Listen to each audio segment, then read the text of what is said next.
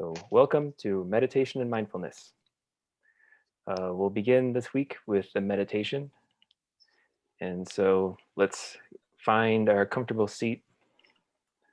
It's a good idea if you can find some place to sit up straight with a straight spine. In a and it might be good to support your back so that you can sit easily and be relaxed and allow yourself to settle into the meditation.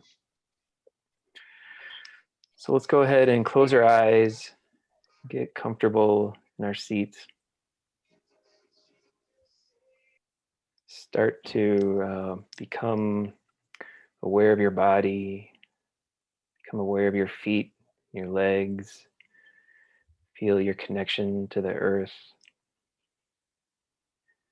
Notice your hips. Notice your torso above your hips. Let's roll our shoulders up to our ears and down and back, keeping them soft and relaxed. Then become aware of your neck, aligning it straight above your shoulders. And slightly tuck your chin, reach the crown of your head up to the sky. So now let's start with a mindful relaxation technique. So become very aware of the top of your head, the crown of your head. See if you can feel that space in the very tip of your head. And then just let it relax. So feel that sensation of relaxation starting at the top of your head and feel it start to slowly work its way down your head, so spreading out across the top of your scalp, then rounding the corners around, coming down your head. Relax your forehead. Relax your eyes, your eyebrows. Are you squinting? Is your forehead wrinkled?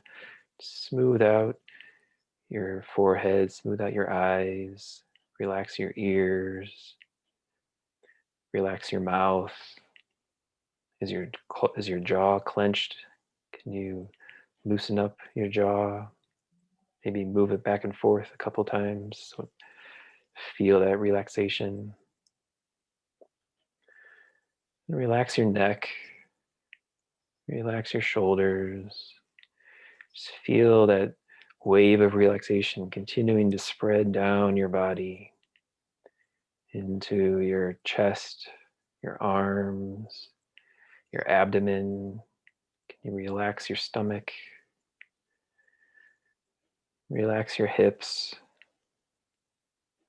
and relax your thighs. Maybe clench them, clench the big muscles in your thighs and release them. Feel that release of tension.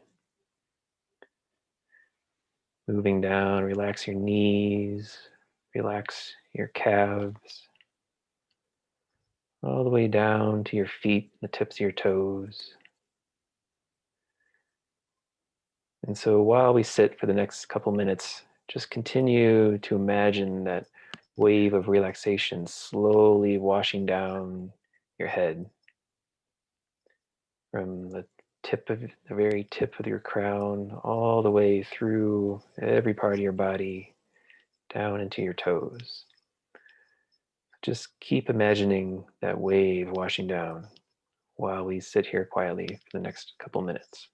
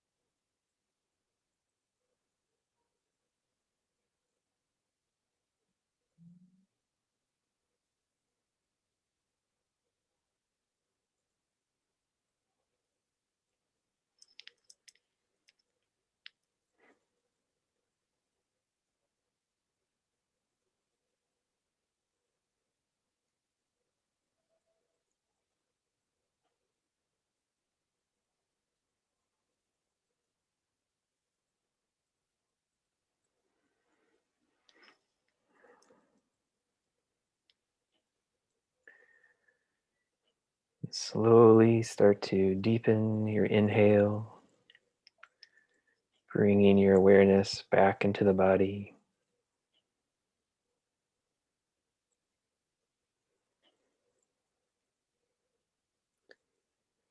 When you're feeling ready, you can open your eyes and rejoin us.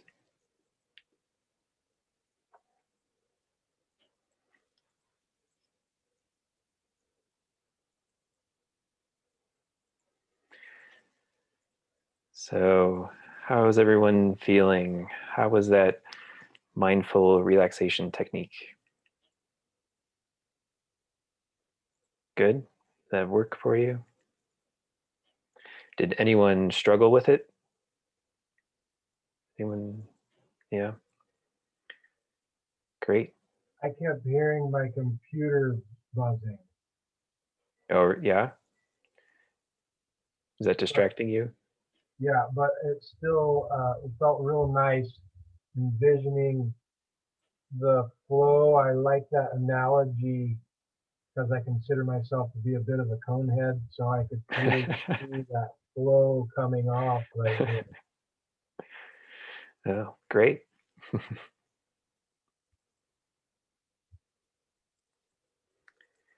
Yeah. Um, yeah. Anyone else have any comments? Any questions about anything in general about your meditation practice? I'll go. Matt, I love that full body scan and just like we're like, do you have any tension in your jaw? I'm like, oh my God, why am I clenching? Or like, why are my brows furrowed? So to come into meditation class thinking that I'm like, oh, I'm aware and I'm fully present to do this. And then you do the body scan and all of a sudden I'm like, why so tense? Like, Mm, so I really appreciated the step by step, like all through the body parts, and even the suggestion to clench like the larger muscles and release. Um, like I didn't know how much I needed that. So thank you. mm. Great. Yeah. Yeah, I like the visualizing the unfurling of my brow. I don't think it was tense, but I was like, okay, yeah, I think I felt that relax. Mm, Yeah, the body scan, that was great. mm, great. Yeah. Often we're so used to being tense that we don't notice where we're holding tension. So it can be helpful to practice these mindful awareness techniques that get us in touch with our bodies. Mayumi, were you going to say something?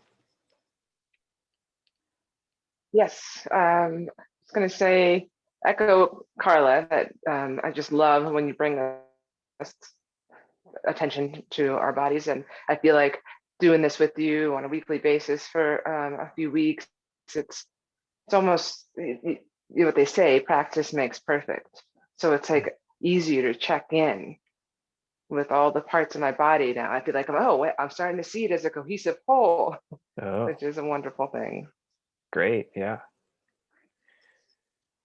Yeah. Yes, indeed. Practice makes perfect, although there's never really a perfect when it comes to meditation. So, Yeah, there's really not perfect in life. so that's true. Yeah.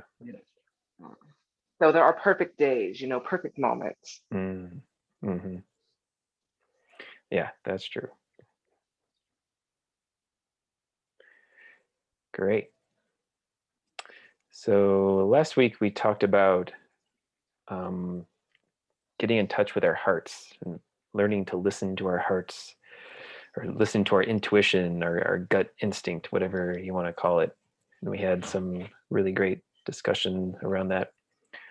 And so this week I thought I'd talk about why there's that need to, or why sometimes we have that need to get back in touch with our hearts, because um, oftentimes as we grow up in life, there or kind of slowly, gradually over time, we lose touch with our hearts.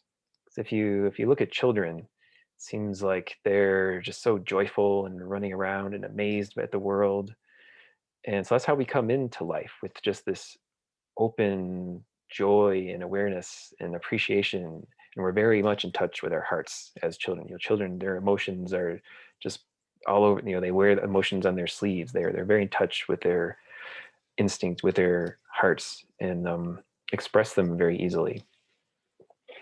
But many of us, as we grow up, at some point we learn not to freely express our emotions, and this can happen at different ages depending on our family life and other circumstances in our lives as we're growing up. I know some people can have very kind of traumatic childhoods, and can have very um, can have caregivers who don't provide a very safe, supportive environment in which to grow up. And so some people at a very young age learn that they can't trust the world. And every time they're hurt and wounded, and all of us, every time we're hurt, every time something happens in the world that teaches us that life isn't just all okay, every time that happens, we kind of we get wounded. And every time we're wounded, we tend to kind of close off our heart a little bit more. If that happens over and over again, we start to learn to protect our hearts. We learn that we can't go through life with our hearts wide open and open to everything, because there are painful experiences out there. And so over time, we kind of learn to protect ourselves, close off ourselves, and we develop this shell around ourselves. And that can make it very hard as adults to listen to our emotions and listen to our hearts, because we're so used to not being able to face them. I think this often happens when we're children, when we experience any kind of really strong negative emotions. If it's too much for us to process at the moment, that's when there's this notion of a trauma response can happen. And trauma sounds like a really dramatic word. It doesn't have to be super dramatic. I mean, sometimes it is. Sometimes there's very traumatic experiences such as childhood abuse. What we typically think of as, the capital T trauma, and those are very can be very wounding experiences. But also trauma responses can happen in response to all kinds of less severe events that we don't typically think of as trauma. Um, it can just be little things over time. And I think for me, this kind of happened to me. I mean, I had a very fortunate childhood. My parents were very supportive and loving, and so I made it through childhood, that my early childhood, pretty secure, pretty confident in myself. But then in middle school, that's like I think I experienced a little bit of trauma from my peers, right? Because I was always kind of a weird kid. I never really knew how to fit in, and so the I learned that when I acted myself, I just kind of followed my instincts and said the weird things that I usually say. Kids would make fun of me in middle school, and so I learned to not express myself, because the self that I expressed to my peers was often met with ridicule. And so this happened when I was older in years. So maybe I think mostly in middle school. So probably, I don't know, my early teens, like 10, or I don't know, how old are we in middle school? I'm not sure, like 13, 14, 15. And so I already had, a pretty, I was, I kind of feel like my emotional core was pretty intact until that point. And so it just kind of it taught me just to fear my peers, but not that the world itself was harsh and mean, because I still had that loving, supportive childhood to fall back on. So it just kind of made me withdraw from the world, but it didn't make me doubt my self-worth. From what I hear from other people, especially my other Sangha mates that I studied with, my meditation teacher, and from friends and partners, and from reading on Elephant Journal, I think when people suffer trauma from their primary caregivers, often their response is to think that they start to really question their self-worth, and that can be very damaging throughout, to grow up with that with that inherent sense of self-worth being damaged. And so that can be a lot harder to undo that damage. And so someone who suffers that really early childhood trauma um, usually needs a lot of work with some kind of therapy or counseling in order to be able to chisel out that very, very thick layer of shell that forms around when that wounding starts at a very early childhood age.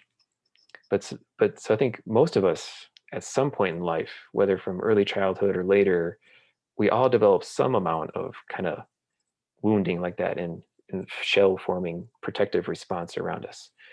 And that that protective shell is what prevents us from hearing our hearts and hearing our intuition.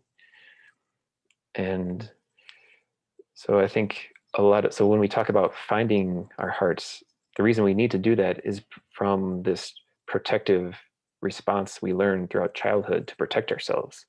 And so we all have some amount of work we need to do to kind of to process through that built up shell and to tap into all those repressed emotions in order to be able to experience new emotions as they arise.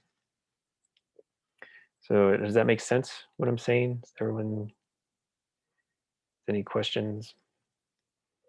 Is anyone um, is anyone willing to share? We can turn off the recording if you want, but does anyone want to? Well, how about this? It's about 6:30. Why don't we meditate again? And while we're meditating, I invite you all to think about if there's any kind of like childhood wounding that you recognize that you want to talk about. So I know I felt for me it's very therapeutic to kind of talk about that thing because we're often ashamed of it because we're never taught to think about it. We're never taught to address it.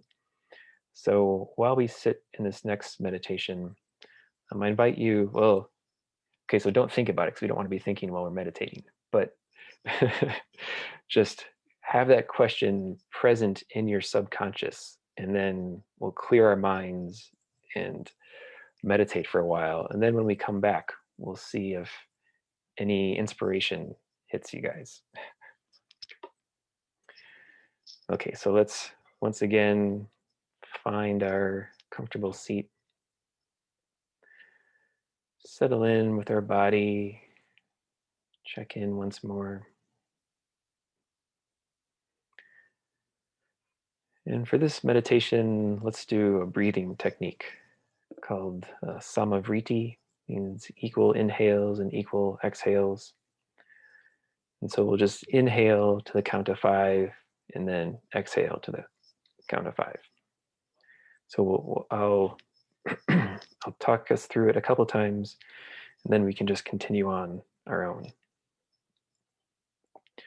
So let's start with an exhale, letting all the air out. Then inhale, 2, 3, 4, 5, and exhale, 2, 3, 4, 5. Inhale, 2, 3, 4, 5, and exhale, 2, 3, 4, 5. So continue that breathing pattern of equal inhales and equal exhales while we sit for the next couple minutes.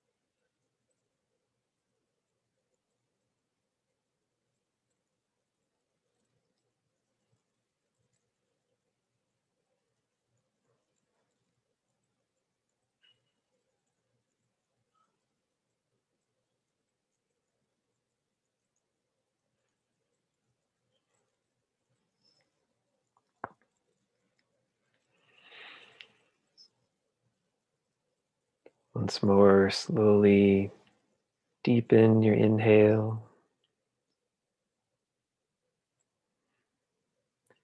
coming back into the physical.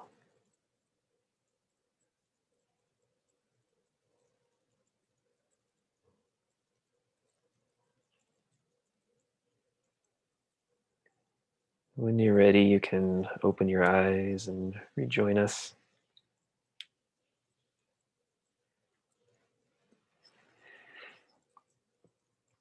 Great. So I'll go first with sharing a little example. And so like I said, these trauma events, they don't have to be very big or even seem that traumatic at the time. Maybe just wound is a better word. It's just that these little incidents that hurt us as we're and teach us to be afraid. So one particular example stands out from in my memory from seventh grade. And one time in my science class, the teacher was late coming to class, so there was a few minutes when all the students were just sitting around. And I can't remember exactly how this conversation started. But I guess a little bit of background information. I was always like one of the geeky kids growing up. So like my friends, we all played video games and role playing games, and I watched Star Trek and all that kind of traditional geeky stuff. And so at one point, while we were waiting for the teacher to arrive, some of the kids started like crumpling up paper and throwing them back and forth at each other, just like kids do when they're bored. And at one point, someone like threw something towards my table, and I yelled out "incoming" because like I had seen that on a Star Trek show. Or one time, me and my friends were watching Star Trek, and that there's a scene with and they yelled "incoming," and it was like really funny to us for some reason. So I thought it'd be funny to yell us out in the class. But for some reason, like all the students just latched onto that and kept making fun of me for that. And at the time, I just couldn't. I was just perplexed, like why they're making such a big deal about this. I was like, I was really, I didn't understand why they thought it was so funny. But for like weeks after that, they all called me incoming. And so, I mean, this is just like I say, these are like silly little examples, but that had a big. That was, and that's just one example of like the kind of stuff that happened to me. That over time, it just taught me that I couldn't be myself around my peers. Like it taught me to hide myself and not say the things that occurred to me to say. And it took me. I mean, I'm still undoing that conditioning that I received. Like I still, when I'm in a group of people that I don't know, I notice myself in adopting that same response. So I learned whenever I'm a new around people, I kind of like I clench up, my abdomen gets really tight, my shoulders get tight, and I try to not say or do anything. I try to just draw as little attention to me as possible because if they don't notice me, then they're not going to make fun of me, right? And so I still notice when I'm in a group of new people, this this reaction still automatically happens to me sometimes. I feel like actually feel my abdomen all clenched up, and I notice myself just kind of frozen and observing everything and trying to not make any movements, literally, like just trying to observe everything until I figure out how I can safely interact with a group. And I'm getting better at it. I'm catching myself and I'm finding myself, I mean, adults aren't really as mean as kids anyway. So, I'm noticing that response really isn't needed as an adult, but it's still there. And so that's just one little example of like these little childhood events that can have a big impact on us and shape how we interact with the world throughout the rest of our lives, and how we lose touch with ourselves and lose touch with who we authentically are because of the conditioning that we receive from the world. And so that's my little example. So did anyone not think of anything to share while we were meditating? And if you'd like, if it's more comfortable, I can turn off the recording if you'd rather not have it recorded, if that makes it easier.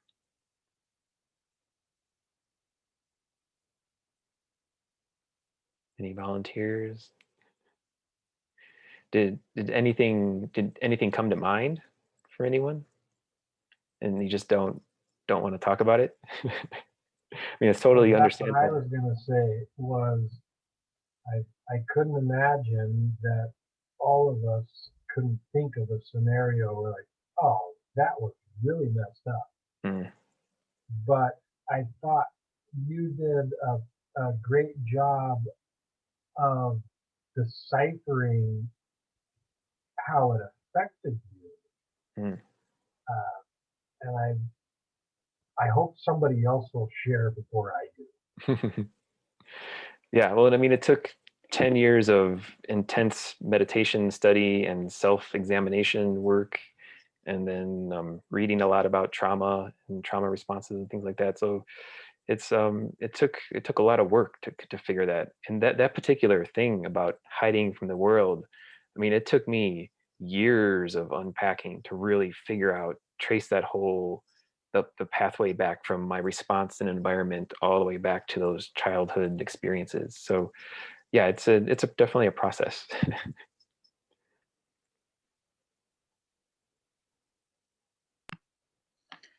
Okay, I'm going to jump in here. First, I want to say hello to everyone because I showed up late, so I apologize for that. Hi, Gina. Hi. Um, well, gosh, where to start? I guess just the abridged version is that growing up, I never really felt seen or acknowledged by my mom, especially, who, what I realized later in life is that she just didn't really have the capacity. She was kind of dealing with her own stuff and was very kind of self absorbed and didn't really have the capacity to give me the love and attention that I needed. And as a kid, I was and still am incredibly sensitive person, and which I think translates to just being sort of perceptive and aware of nuances and easily affected by what people say or do. Like I'd never had a very tough skin. And that was something that used to make her crazy and say that I was too sensitive was the operative phrase that she used a lot. And how that really shaped me, kind of like you in a way of that shell that you're talking about, because I wasn't allowed to express when I was feeling bad or upset or even like happy. Like I had to maintain a certain neutrality,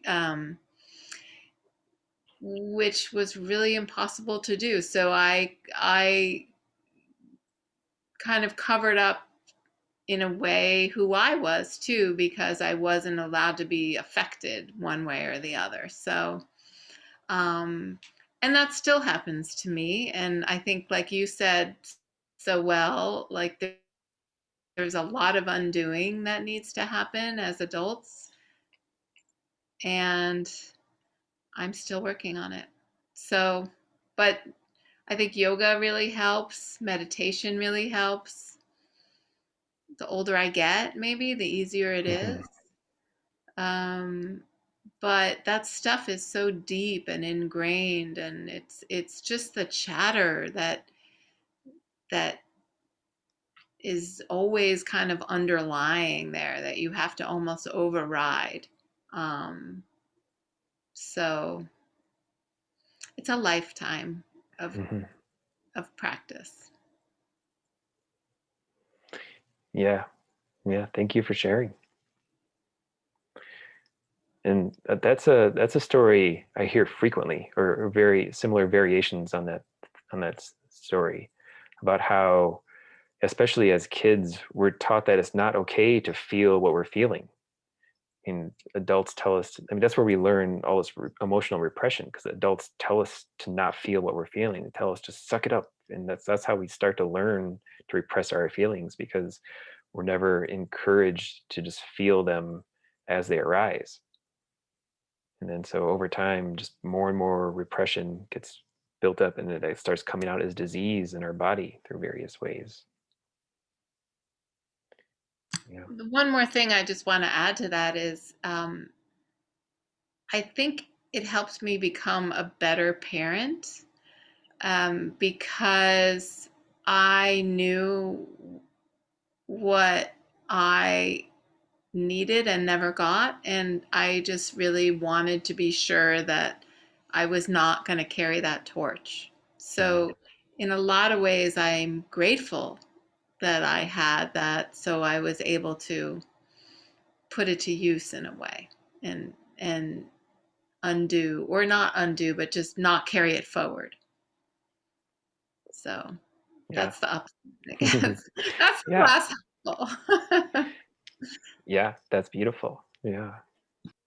Yeah, and I think a lot of those early childhood wounds, especially that we receive from our caregivers, it's they didn't know any better. They, like you said, they just didn't have the capacity because of the way they were raised. And so definitely I don't think it's helpful to blame our parents too much, or blame people. Um Most time, like I don't really blame those kids in middle school anymore.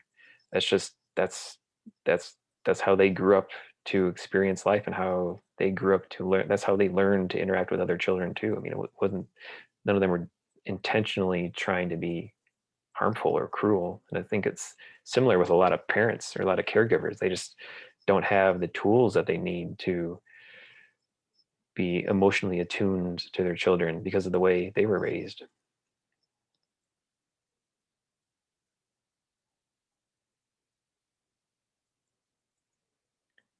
Yep.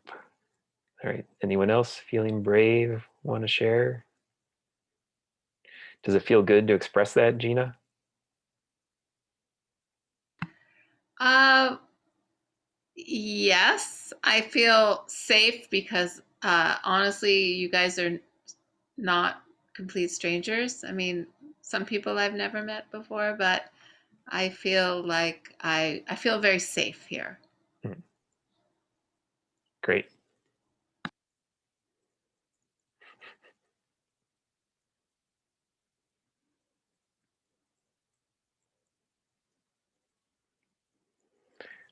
All right. Well, I didn't have time to prepare much more to talk about. So,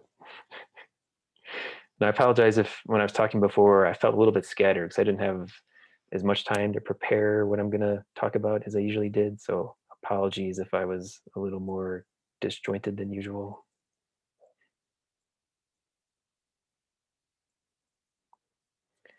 Great. Well, does anyone have any other questions or comments about anything they'd like to share?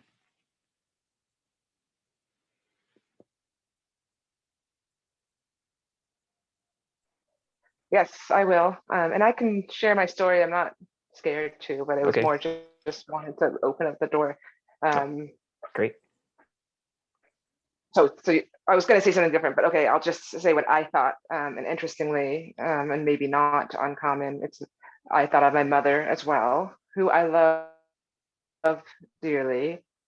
But one time I walked into the first like real therapy I went to, which remains like the third out of 6 times I've ever done therapy. But I walked in and this guy said, what I'm getting from you from the phone call and when we talked, is that your mother never allowed you to be who you are.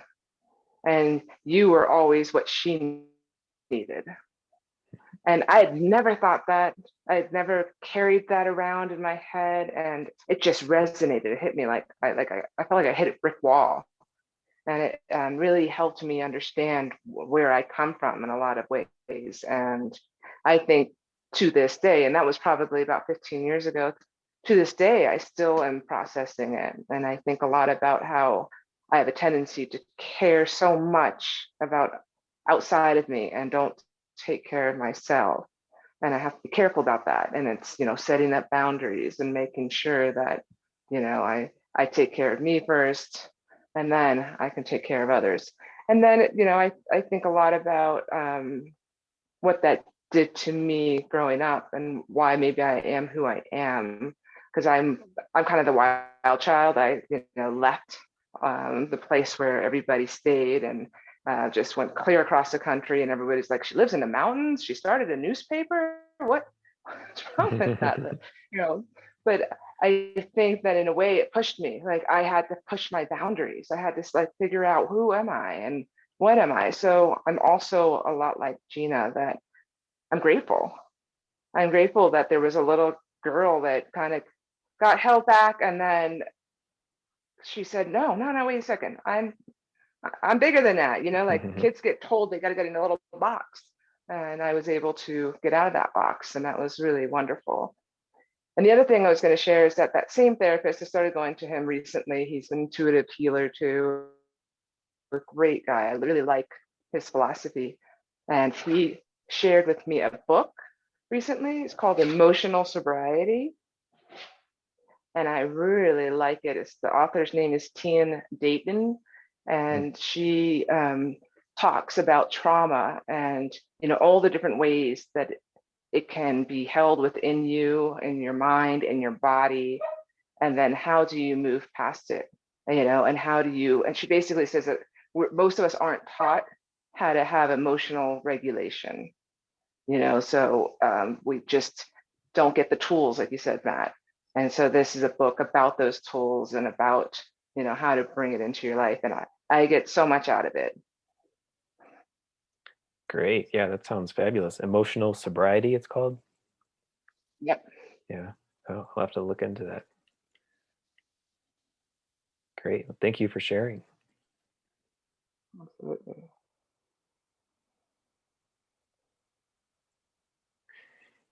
Yeah, I think yeah, it's a very common story.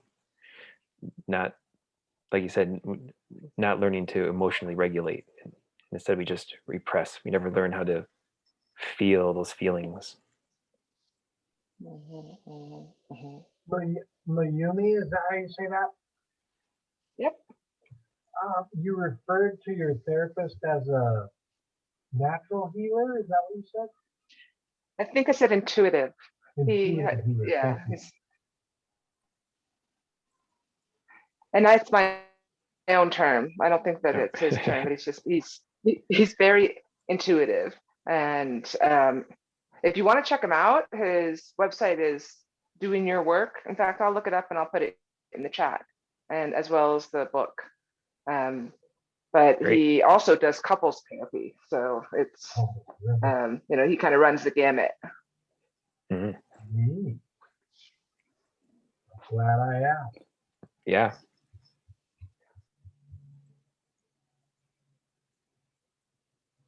I should share because it seems like those ladies got a lot of value out of that, and I know there's value in sharing.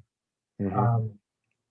What came to I was thinking hard, and I would be surprised if everyone didn't think of something. And mine had to do with I was in grade school, fifth grade specifically, new school, and had joined Cub Scouts, and with wonderful support from my mother, and we were selling peanuts, cans of peanuts, fundraising, and somehow it was Christmas time. It was over the holidays, and I ended up not having all of the money for all of the cans that I was given. So I don't think it was me that spent it. I'm sure it wasn't. I think some peanuts got given for gifts, and no money was received. So I was going through the auditorium by myself, coming back from the restroom or something, and one of the higher ups in the Boy Scouts, he actually in high school, it was a small school. Later, he was my algebra and trigonometry teacher, Mr. Reed, stops me in the auditorium, puts his leg up on the seat, prevents me from going by, and says, where is that money for those peanuts? And I was 10, and I had no idea where the money was. And I am curious how that played out, and maybe a therapist would be able to help me more with that. I'm I'm sure it had effects. I Mm. don't know what. Yeah, well, I bet if, I mean, if that's, yeah, that memory is coming up for a reason, definitely. So how did you feel? How do you remember feeling when that happened? I was afraid. Yeah. It was a new school, um, and a superior high school teacher and scoutmaster, if I remember right, was um, you know over towering over me, and I felt threatened. Mm. Yeah, kind of physically threatened. There was nothing I could do. We were poor. Yeah, that sounds like a pretty traumatic experience. That was weird. Yeah. Interestingly enough, he and I became had a pretty good teacher student relationship in high school. I was a good math student. He taught me how to play chess because I got finished with my studies before Hmm. class was over. Yeah, great. Maybe that Yeah. made up for it a little bit. I don't Yeah. Yeah. Well, it sounds kind of like some like Mayumi was saying, like I think often we have these authority figures that expect us to behave in a certain way and fit in this little box. And you weren't doing what you're supposed to because you didn't have the money for the popcorn or the nuts. Sorry, or was it nuts or popcorn? Yeah. Well, yeah. Regardless, anyway. But yeah, it's like you weren't following the rules, and so yeah, interesting. Yeah, you should definitely keep thinking on that and think about that. So the feelings that you remember then, when else in your life have you felt those? So maybe by thinking about that, you can kind of start to see how that's impacted you throughout your life.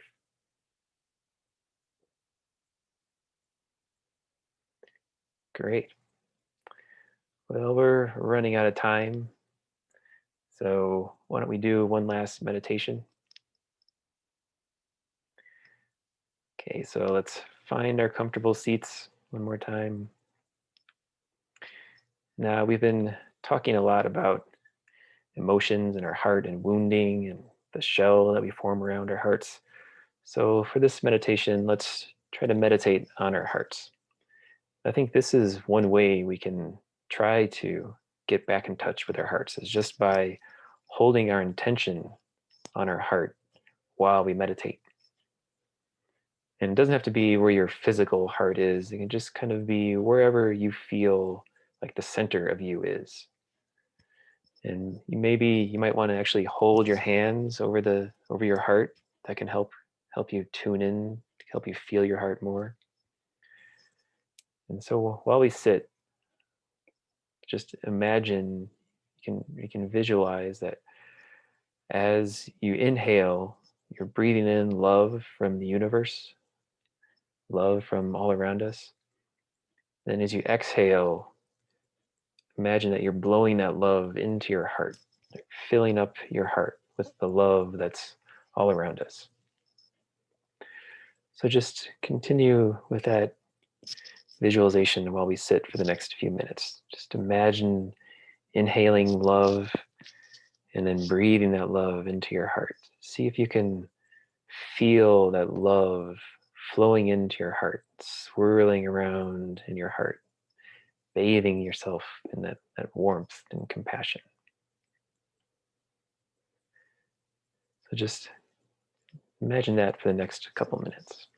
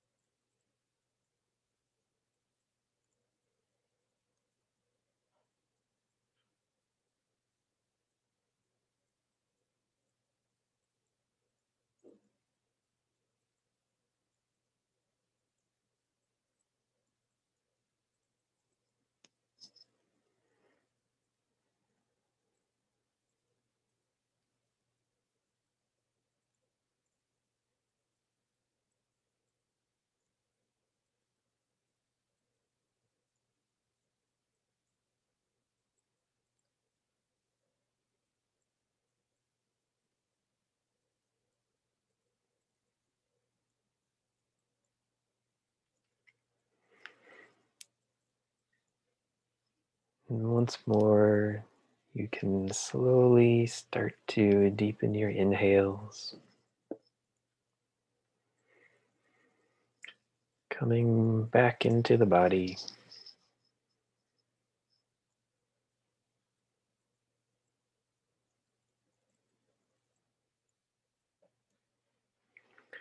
When you're ready, you can open your eyes and rejoin us.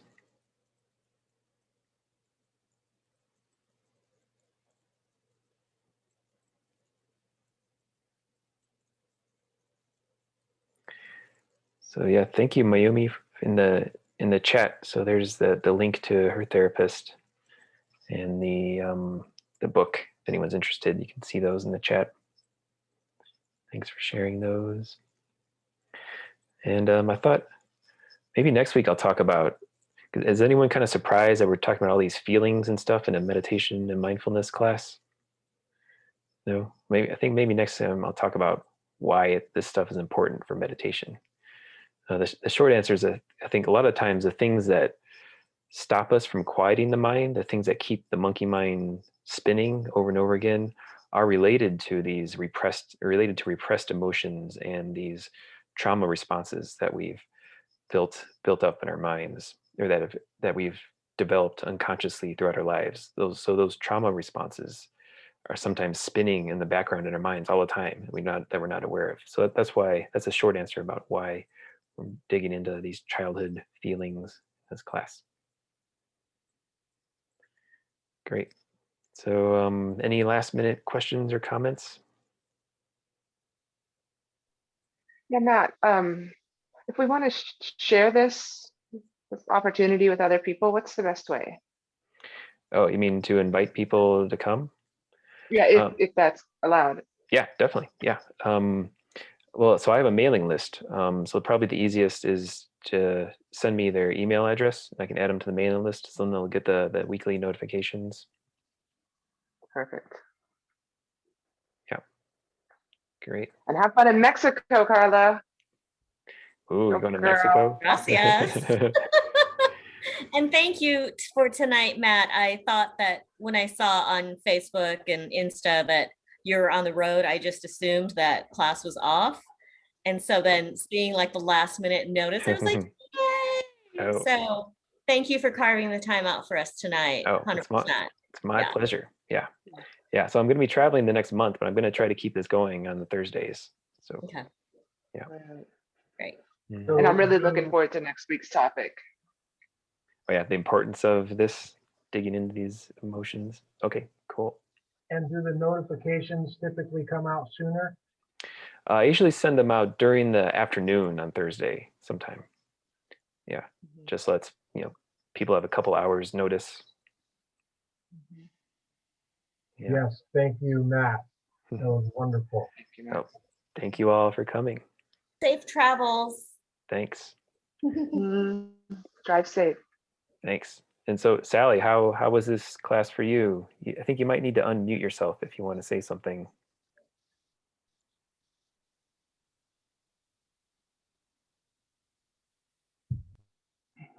Okay, maybe the mute is stuck. Okay, anyway. Yeah, so Sally, you have my email address. If you'd like to be added to the email, to the mailing list, just let me know and I can add you. And so otherwise, have a great night, everyone. I'll see you in the future. Yep. All right, bye. Bye. Adios.